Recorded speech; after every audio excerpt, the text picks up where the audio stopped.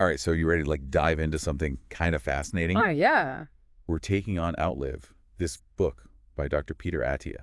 Okay. And it's a book all about like extending lifespan, but A&D health span. Right. It's not just about living longer, Right. but living better for longer. Exactly. And honestly, who wouldn't want that? Yeah. The book lays out this whole strategy for addressing how our bodies and minds decline. Mm-hmm. And it's broken down into these like manageable tactics like exercise, nutrition, sleep, even getting into like the weeds of specific molecules like the drugs and supplement that can play a role. Oh, wow. We're going to like sift through all that and pull out the most surprising stuff, Okay. especially the things that you can actually start doing today. Yeah. What do you say? I am so ready to unpack this. What really stands out to me about Dr. Attia's approach is this concept he calls Medicine 3.0. Yeah, Medicine 3.0. I was wondering about that. It sounds kind of futuristic. What's that all about? Well, it's about shifting the focus of medicine from simply treating diseases to preventing them in the first place. Okay. Dr. Attia argues that traditional medicine, what he calls Medicine 2.0, is mostly reactive. We wait until something goes wrong, then we try to fix it. But Medicine 3.0 is all about proactive prevention, understanding your individual risk factors and taking steps to mitigate them before they become a problem. So it's like getting ahead of the curve instead of just playing catch up. Exactly. It's about optimizing your health, not just accepting the status quo. Right. And it starts with recognizing the biggest threats to our health span.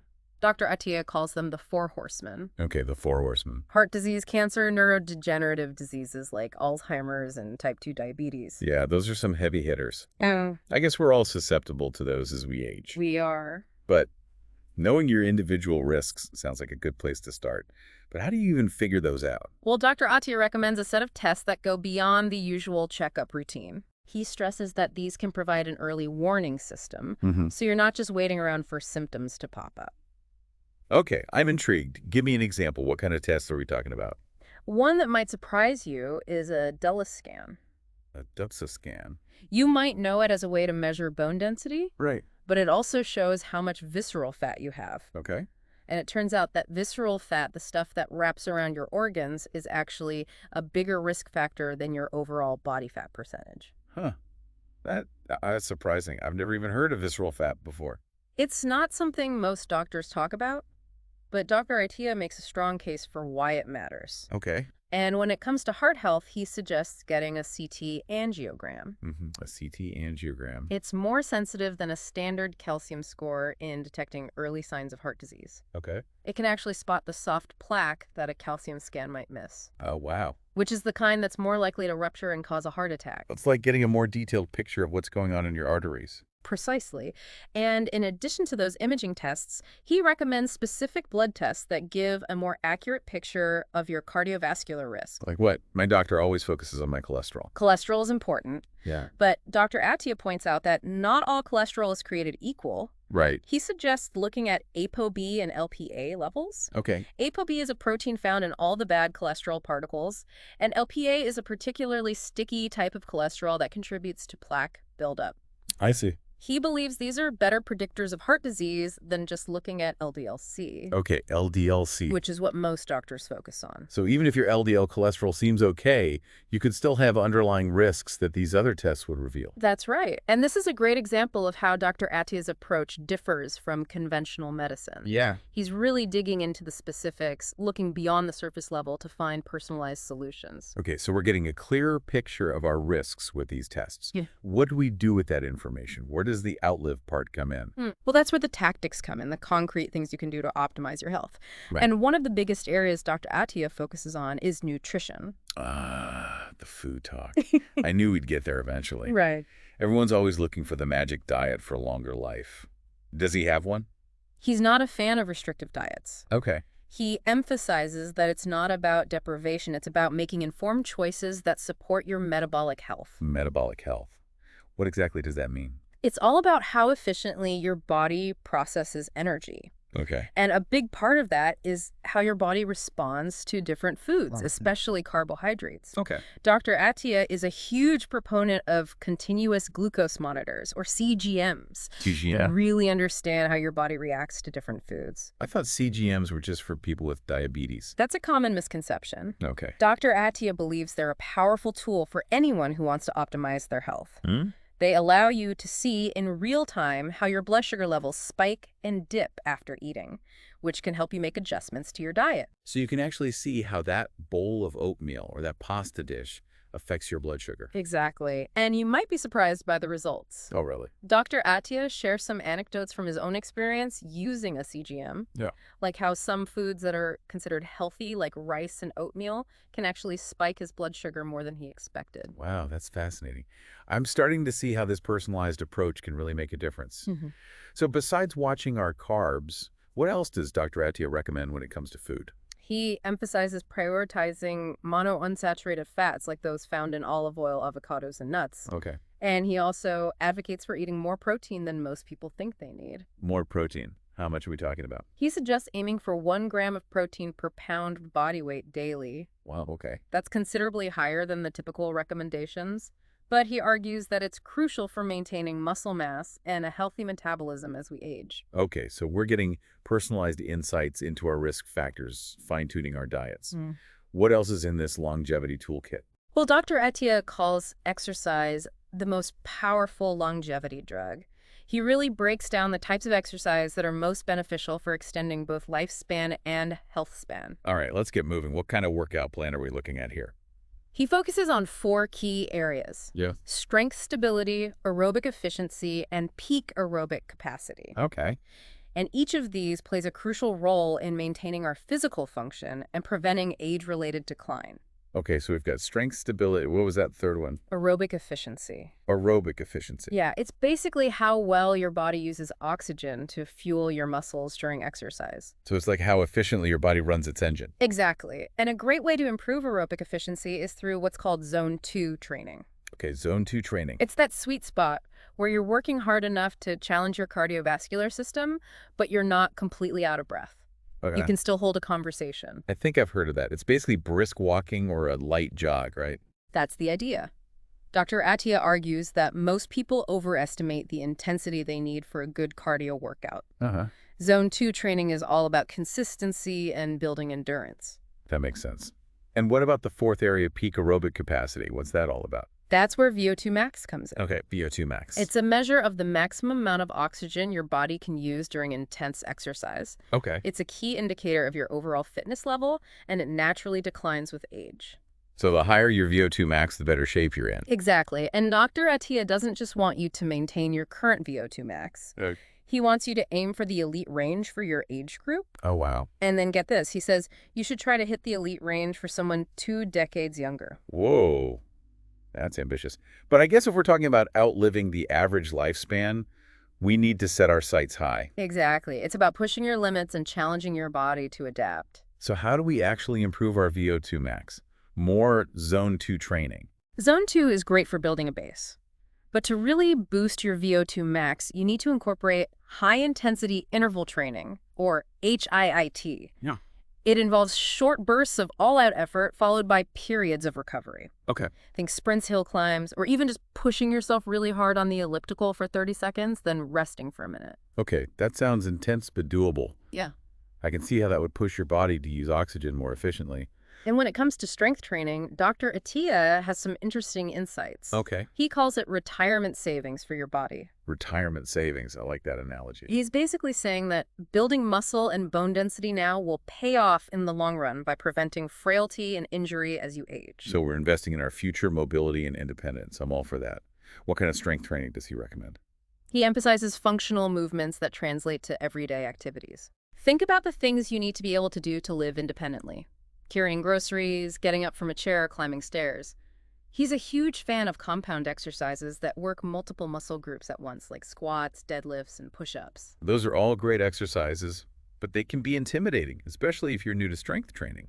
Any advice for beginners? He actually suggests starting with bodyweight exercises. Okay. You don't need fancy equipment or a gym membership to get a good strength workout. Right. And he stresses the importance of proper form over lifting heavy weights. Okay. It's better to start light and gradually increase the weight or resistance as you get stronger. That makes sense. Safety first. Yeah.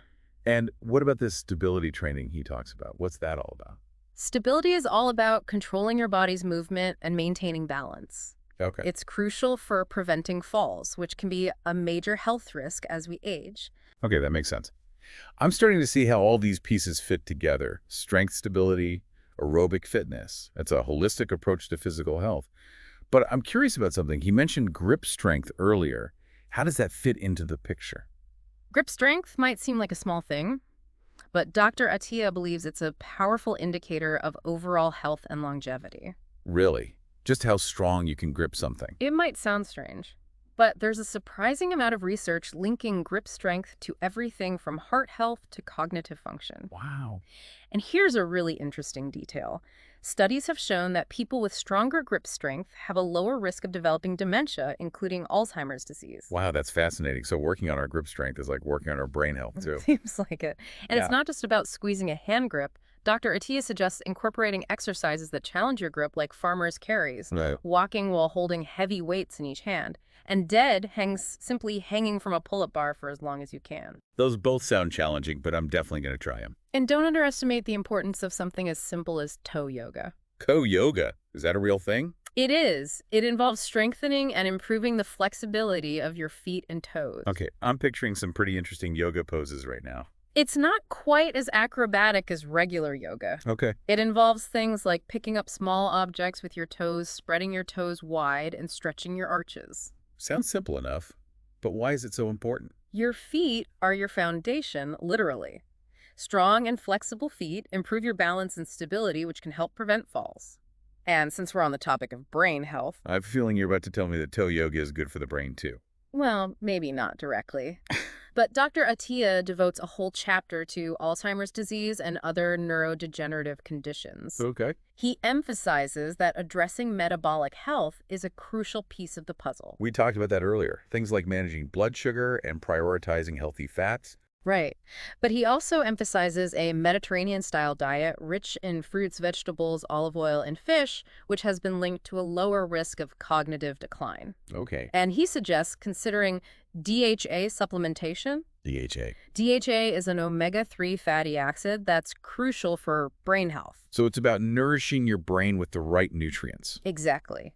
And he also highlights the role of exercise in both glucose control and vascular health, which are crucial for maintaining healthy blood flow to the brain. So all that cardio and strength training we were talking about isn't just good for our bodies, it's good for our brains, too. That's right. And here's another surprising connection. Studies have shown that regular sauna use is linked to a lower risk of developing Alzheimer's disease. Really? Sauna.